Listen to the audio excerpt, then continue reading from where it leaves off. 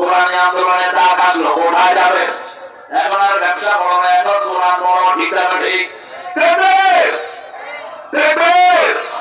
কোরআনের স্লোগানে আপনার ব্যবসা।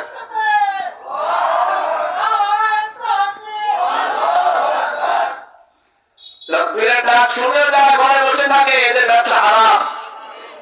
আযান ও তাকবীর, ঠিক না? আল্লাহু আকবার।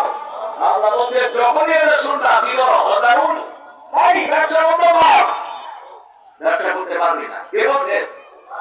যত রকমের চাকরি আছে বন্ধ করো। যখনই মহা রাত পথে যখনই কোরআনের ডাক আসবে আল্লাহু আকবার, আপনি ঘরে বসে থাকতে পারবেন না। তাহলে আপনার ব্যবসাও হালাল, সবকিছু হালাল। বরকত দান করে দিবেন কে? সেই আল্লাহ বলছেন হাত্তা যুরতুমুল মাকাবির কাল্লা সাওফা তা'লামুন, কখনো নয় তোমরা জানবা।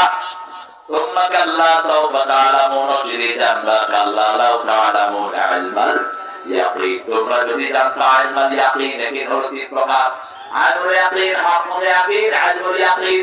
যেমন আপনারা এই মাহফিলে আসবেন, পোস্টার হয়েছে, মাইকিং হয়েছে, ছোট ছোট ইলমুল ইয়াকিন কি ছিল?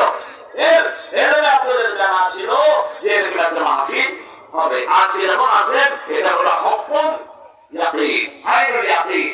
আপনার চোখে দেখলেন, চোখ দেখে বিশ্বাস করলেন এতগুলো মানুষ এসেছে, হুজুর এসেছে, হুজুর বয়ান করেছে, আমার ভাই বয়ান করেছে, সভাপতি ছিলেন আমাদের প্রিয় হুজুর। তারপরে এই সব আপনারা দেখে গেলেন, এটা আইনুল ইয়াকিন। আর যাওয়ার পরে যে বিশ্বাসটা এটা হলো হুকুম ইয়াকিন। এই কি কয় প্রকার? আল্লাহ বলছেন অবিল আখিরাতে হুম ইউকিনুন, আখিরাতকে চোখের সামনে দেখে বিশ্বাস করতে হবে। যেমন যে লোকেরা কোরআনের দল করে তারা মনে করে একটা টাকা বললেও জবাব দিতে হবে কার কাছে?